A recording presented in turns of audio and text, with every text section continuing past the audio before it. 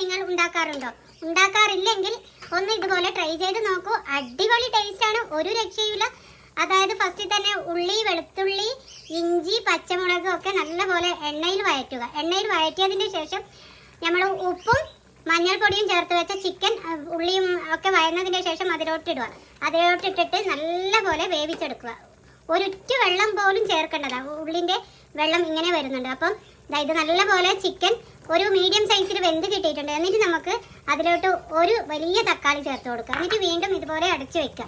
എന്നിട്ട് മറ്റ് ഇൻഗ്രീഡിയൻസ് എല്ലാം ഇട്ട് കൊടുക്കുക. അതായത് മുളക് പൊടി, മല്ലിപ്പൊടി, മഞ്ഞൾപ്പൊടി, ഗരം മസാലപ്പൊടി. അപ്പോൾ അതേ നമ്മുടെ ചിക്കൻ കറി, അതായത് അടിപൊളിയായിട്ട് മൺചട്ടിയിൽ ഉണ്ടാക്കിയ ചിക്കൻ കറി ഇവിടെ റെഡി ആയിട്ടുണ്ട്. ഇനി അതിലോട്ട് ഒരു പിടി കറിവേപ്പിലയും 2 തണ്ട് നമ്മുടെ നാടൻ മല്ലിയും ചേർത്തിട്ട് നമുക്ക് ഫ്ലെയിം ഓഫ് ചെയ്യാം.